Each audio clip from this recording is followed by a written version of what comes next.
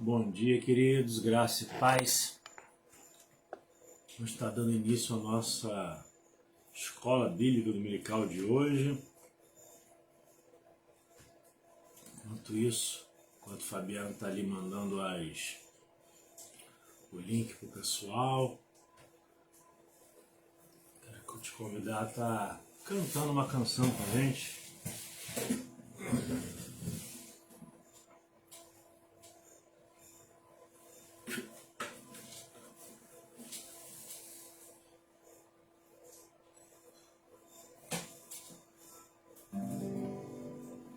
Vamos cantar uma canção?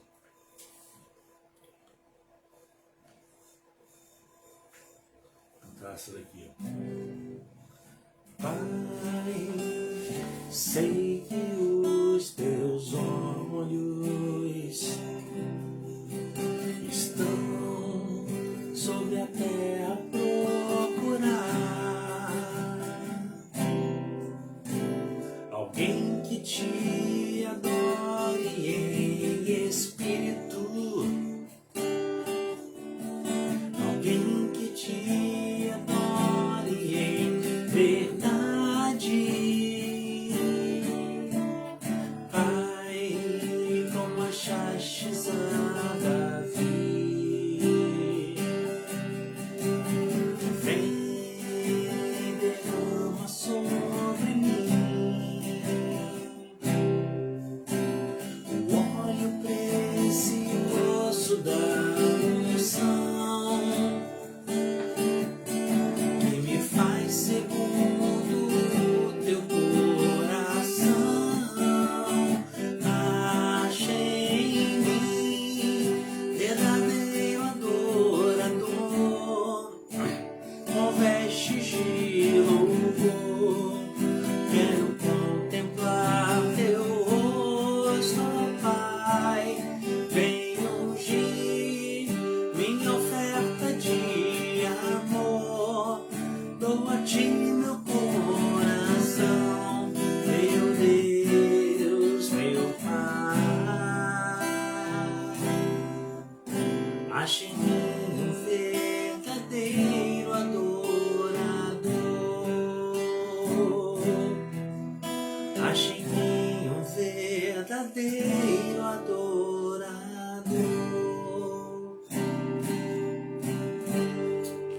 Amém. Vamos orar para a gente iniciar.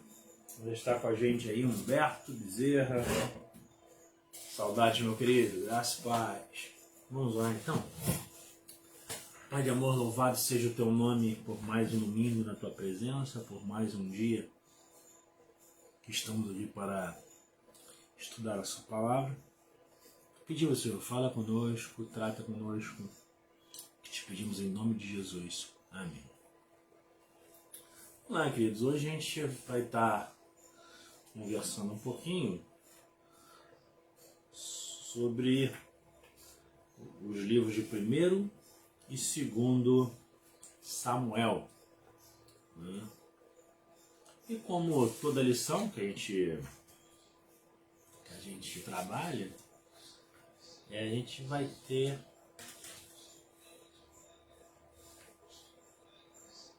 os nossos objetivos. Que objetivos são esses? Sempre dentro daquelas 3 palavrinhas: saber, sentir e agir. O saber é ter uma visão histórica da monarquia, né, nos livros de Samuel. O sentir é aquietar o coração diante da soberania de Deus nas nossas vidas. E o agir é pedir perdão ao Senhor se houver julgado alguém pela aparência. Então vamos lá. Está com a gente também a Valdeia, seja bem-vinda.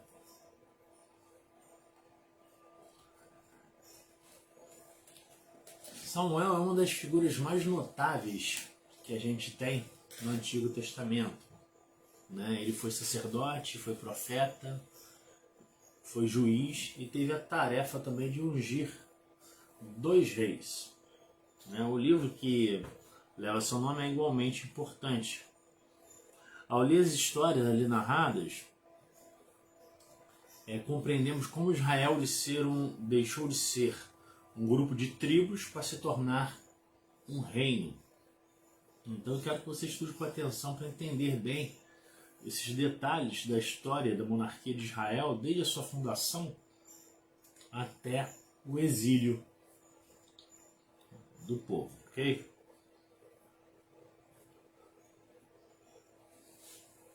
Eu queria que você estivesse pensando o seguinte, né, de qual é a diferença entre teocracia e uma monarquia.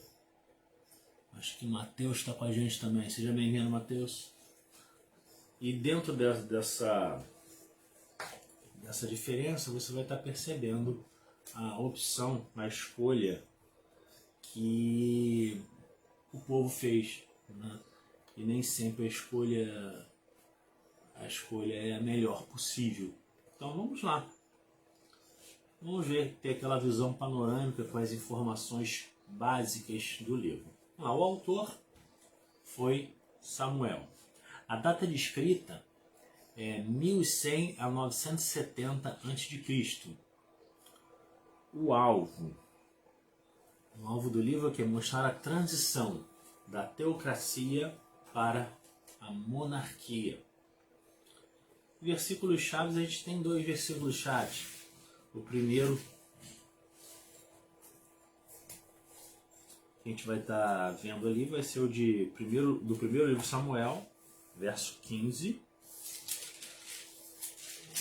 capítulo 15, melhor, verso 22, que fala assim, cadê? 15, 22.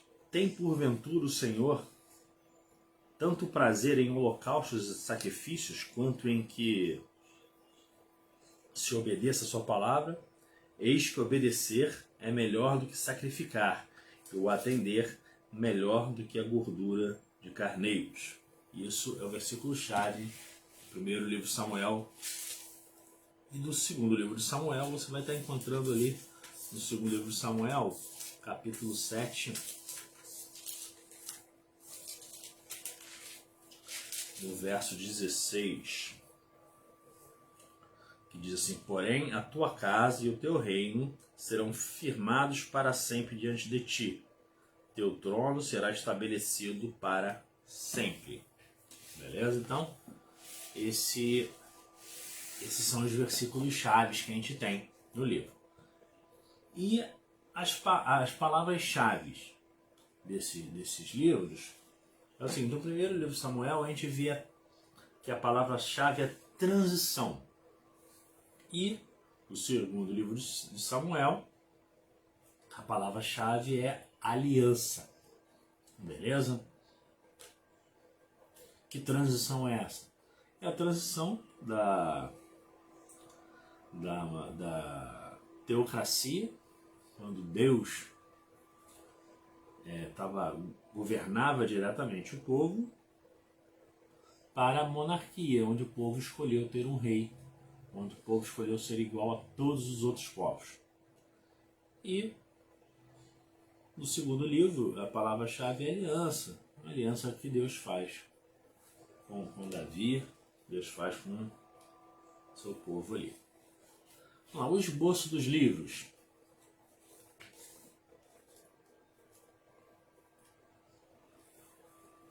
Primeiro livro de Samuel, a gente vai estar encontrando o nascimento do Reino Unido, né? A gente vê aqui quando do juizado de Samuel, né? A gente vê a transição para a monarquia lá em Siló, do capítulo 1 ao capítulo 7.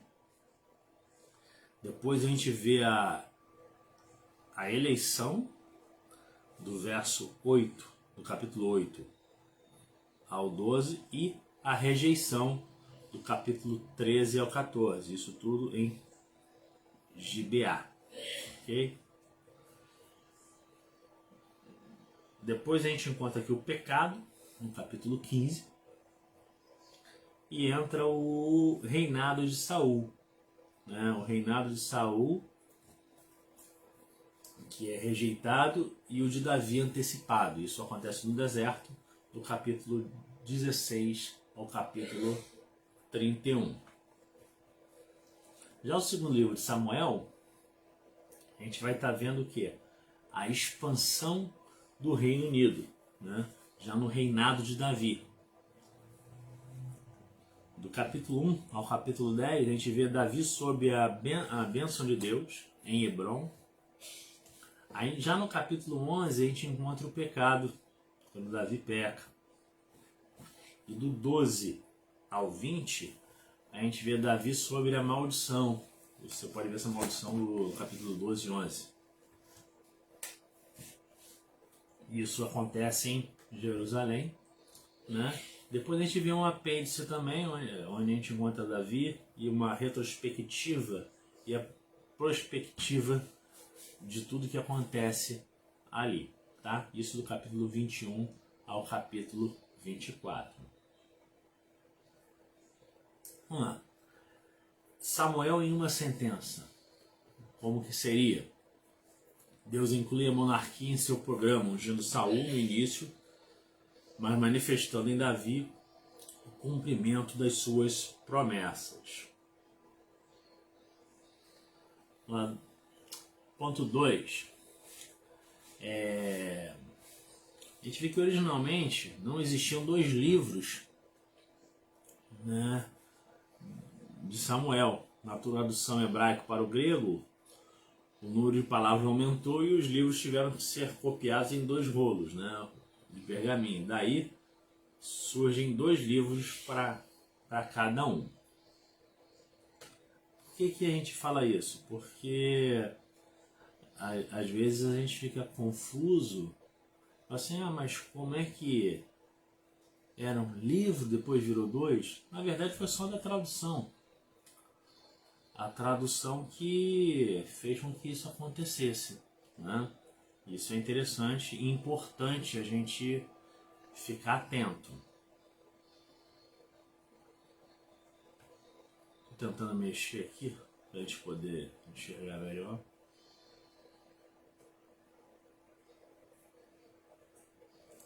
Vamos lá.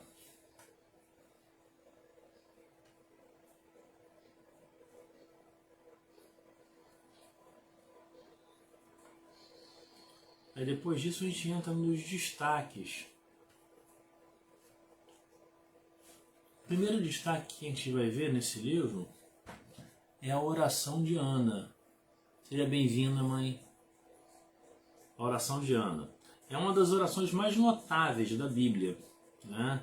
Ela exalta o Senhor declarando seus atributos. Ela fala do senhorio, fala da santidade, fala da sabedoria, da soberania, fala de Deus como dono de todas as coisas e como juiz, né? Então, o primeiro destaque que a gente vê é essa oração de Ana. Ana termina sua oração dizendo que o Senhor dá força ao rei e exalta o seu ungido.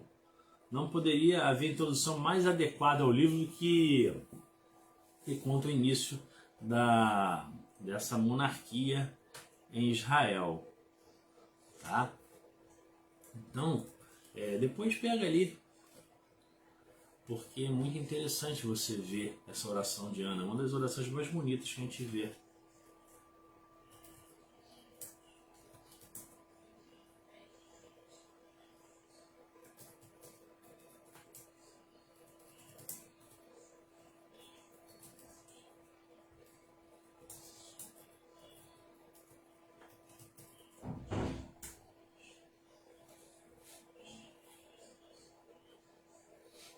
Então, disso daí a gente passa para Samuel para hoje, né? Qual tem sido o conteúdo, querido, das suas orações? Que atributos de Deus você tem em mente quando está orando? Você já pensou nisso? Quando você ora, o que você tem colocado para Deus? Você tem visto os atributos de Deus nas suas orações quando você coloca algo para o Senhor? Na oração de Ana teve isso. E nas nossas precisam ter. A gente vê mais aqui alguns destaques, né, da história de Samuel. A gente vê nascimento e infância, Samuel no ministério triplo, a palavra sobre Eli e a reação de Samuel à monarquia. Então vamos lá, vamos começar aqui pelo nascimento, né? A história de Samuel. A história de Samuel, ela começa como qualquer história no seu nascimento, né? É importante lembrar que Samuel nasceu na época dos juízes. Sua mãe não podia ter filhos, mas Deus transformou a vida daquela família fazendo um milagre, né? Ainda menino, Ana dedicou Samuel ao serviço no templo. E o que a gente vê de acontecimentos? Vamos lá, 1 Samuel 3:1. O acontecimento que a gente vê é o seguinte: a palavra do Senhor era rara, visões não eram frequentes. Quando Deus falou com Eli, no capítulo 4, foi para condená-lo.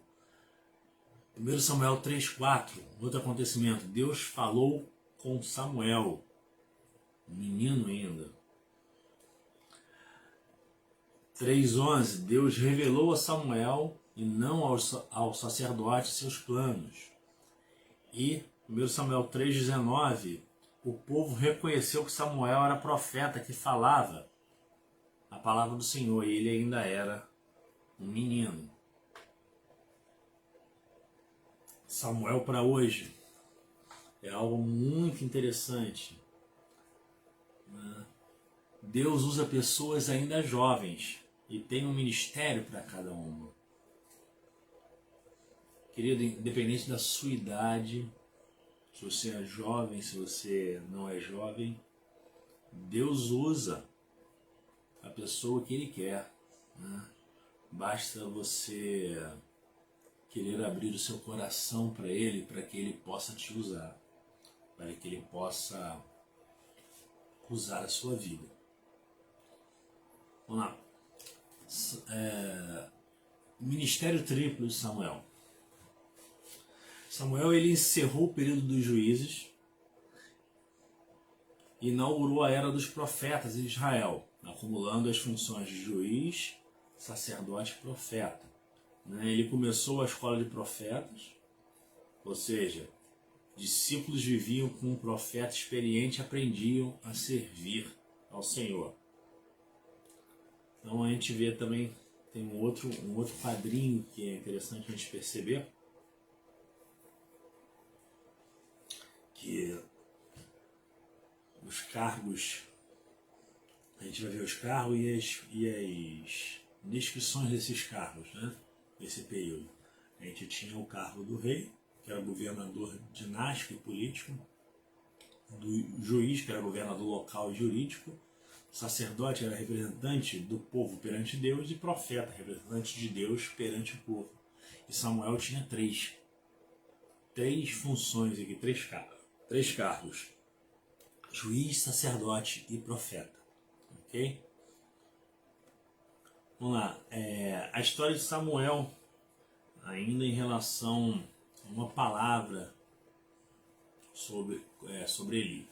O contraste de Eli e Samuel é evidente. O velho sacerdote estava conformado com a situação do povo, demorou a repreender seus filhos, né, e por isso foi punido pelo Senhor. Você vê isso em 1 Samuel 2:29. Deus interferiu na situação e preparou Samuel para substituir Eli. E agora a gente vê também a reação de Samuel em relação à monarquia. Samuel começou bem, mas não conseguiu levar os próprios filhos a servir ao Senhor. Você vê isso também no primeiro livro de Samuel 8, de 1-4. Então o povo pediu um rei, Samuel se aborreceu, né? Mas Deus ordenou que ele ungisse um rei e explicasse ao povo quais seriam os direitos da monarquia.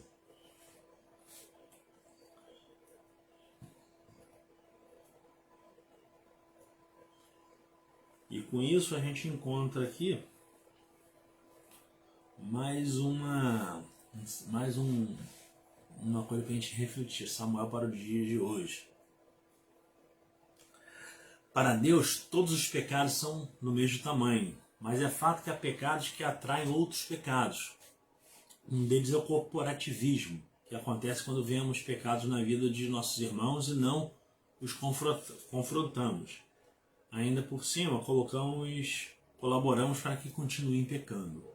A gente precisa ficar atento a isso. Qual tem sido a sua reação? Você confronta ou faz vistas grossas? Tem gente que faz vistas grossas por seus próprios pecados. Acho normal.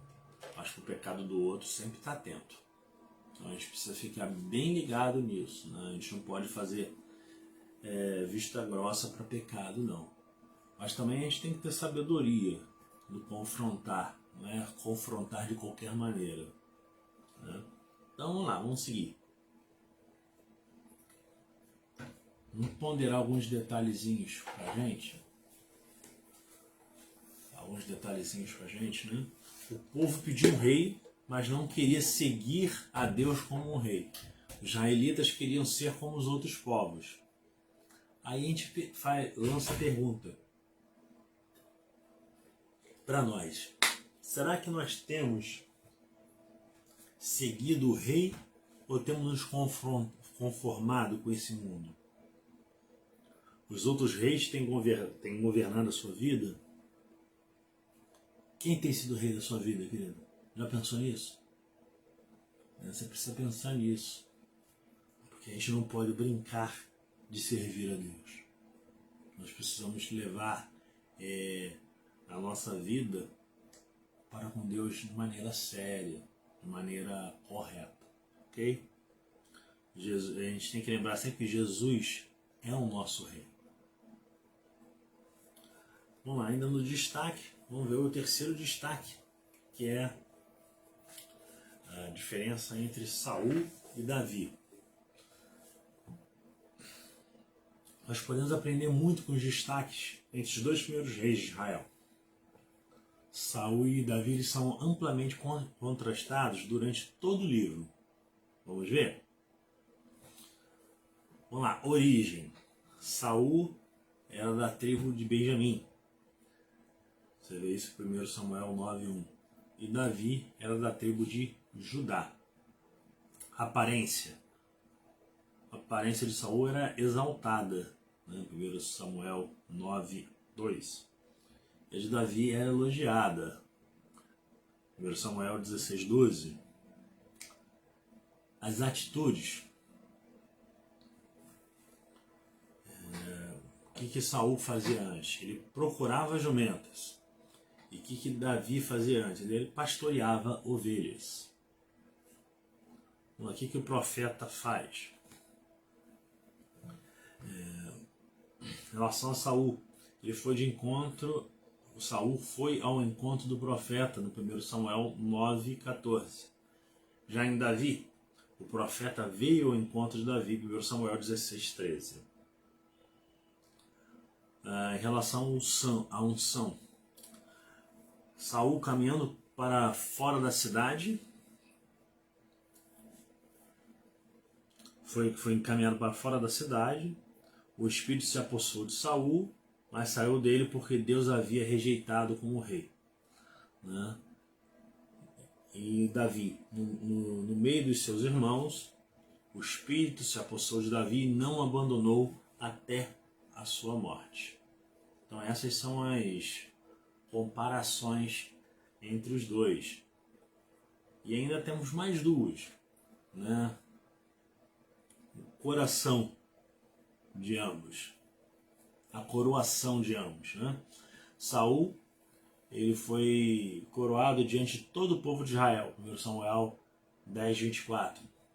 Davi primeiro foi coroado diante de Judá, 2 Samuel 2, e depois diante de todo o povo de Israel, 2 Samuel 5:3. A postura dos dois. Saul, ele é presunçoso e orgulhoso. Você vê isso em 1 Samuel 13, do 13 ao 15. E Davi era um homem segundo o coração de Deus. Você vê isso em Atos 13:22. Ok? E, seguindo os destaques, a gente tem mais alguns personagens coadjuvantes mais ilustres no livro, né? O primeiro personagem que a gente vê é Jonatas, filho mais velho de Saul, herdeiro natural do trono, ao contrário do pai, nunca perseguiu Davi, nem temeu ceder o lugar ao ungido de Deus por meio do profeta Samuel. 1 Samuel 20, 13 a 15, você vê isso. Jonatas nos ensina que a lealdade a Deus é refletida nos relacionamentos. Esse é o primeiro personagem. O segundo personagem é Abiatar, sobrevivente da matança promovida pelo rei Saul. Esse sacerdote saiu e foi contar a Davi o que tinha acontecido. 1 Samuel 23, do 20 ao 23. Reconheceu o erro de ambos ao deixar o estrangeiro ouvir o plano de fuga de Davi.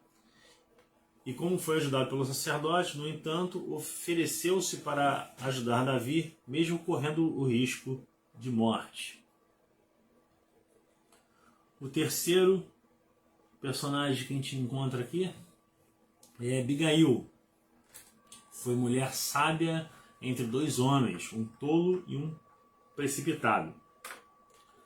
Davi reagiu com igual insensatez e queria começar uma batalha. Então Abigail tomou a melhor decisão e apaziguou o anjo Davi. Após o encontro deles, Davi reconheceu a sabedoria de Abigail. 1 Samuel 25, de 32 ao 35. Aí eu queria que você estivesse refletindo nas seguintes perguntas. Isso é muito importante. Qual a sua atitude diante de conflitos? Como que você reage quando tem conflitos? Você é um pacificador ou você põe lenha na fogueira? Os servos do Senhor têm que ter a primeira atitude, precisam ser pacificadores e não colocadores de lenha na fogueira. E infelizmente a gente tem visto muita gente que gosta de uma confusão, que gosta de botar lenha na fogueira. Não é à toa que você vê hoje em dia vários programas de reality shows onde tem uma brigaiada, tem fofoca, tem um monte de coisas que não agradam ao Senhor e são programas que as pessoas gostam de ver. Pensa nisso. Vamos lá, mais um personagem que a gente encontra aqui é Joabe. É um dos personagens mais mal interpretados das Escrituras. Ele desobedeceu, matou, manipulou, lutou para manter o trono de Davi. Algumas vezes agiu com a voz da consciência, como se fosse o lado sensato de Davi em tempos de loucura. Bom dia, irmã Elna, seja bem-vinda. Joabe nos ensina claramente que lealdade sim, mas não a qualquer preço. O erro de Davi quanto a Joabe foi não ter tomado atitude nem para o elogio nem para a repreensão. A gente precisa pensar nisso também. Aí eu quero que você pense em algumas questões agora. Você é liderado por alguém? Eu creio que sim, todos nós somos liderados por alguém. Aí vem mais perguntas. Você é fiel à sua liderança? Você tem sido fiel aos seus líderes? A sua postura tem sido de fidelidade aos seus líderes? Aí vem outra pergunta. Você é líder? Se você é líder, você interage com seus liderados? Como tem sido isso? Precisa haver um relacionamento. E mais um personagem que a gente encontra aqui é Absalão. Esse homem era filho de Davi, talvez seja o melhor exemplo do efeito da negligência de Davi como pai, ao matar Aminon, seu meio-irmão Absalão recebeu a ira, mas não a repreensão de seu pai. Né? Segundo Samuel 13:39. Em Reis, quando pela segunda vez o filho tenta tomar o trono à força.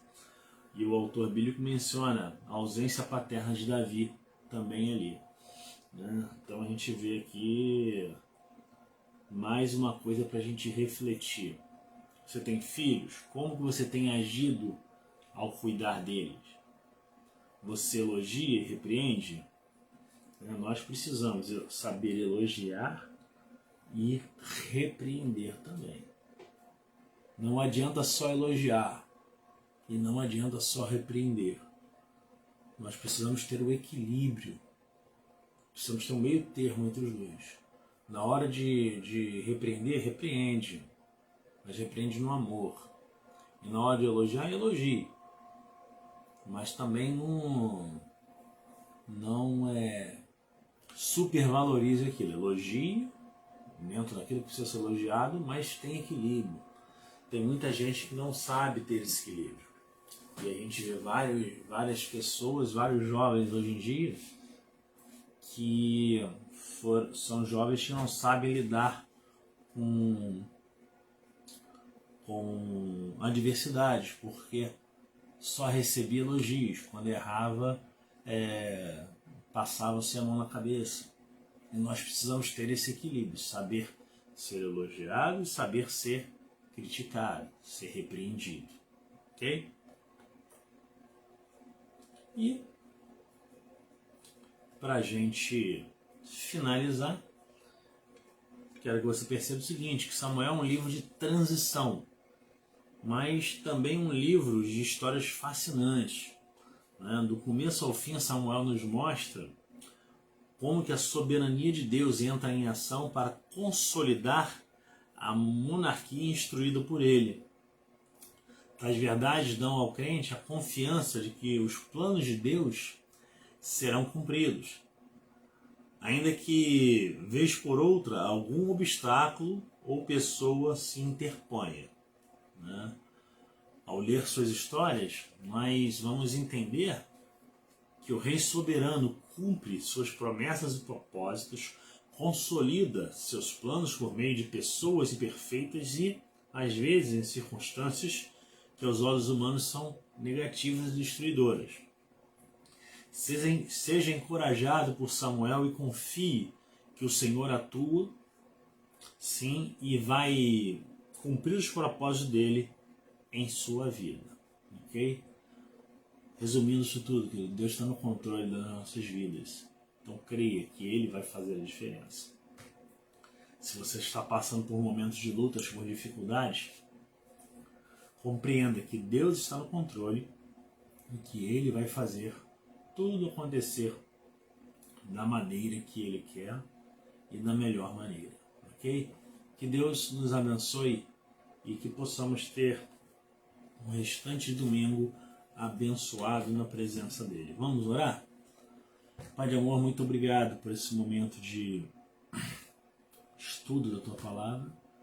E pedimos, Senhor, venha de encontro aos nossos corações, continue a tratar conosco. Que esses ensinamentos dos livros de Samuel possam ser muito úteis para as nossas vidas e que possamos aplicá-los. Fica conosco, é o que nós te pedimos e desde já te agradecemos em nome de Jesus. Amém. Que Deus os abençoe, queridos, e até mais tarde no nosso culto da família hoje. Né? Como a gente explicou, a gente não vai poder ter nosso culto presencial nessas próximas 2 semanas, mas continuaremos com as nossas atividades via internet, tá? Com as nossas transmissões. Né? A gente vai estar tendo o nosso culto da família e o encerramento também da semana de oração, ok? Fique com Deus e até mais tarde às 18h30. Forte abraço a todos.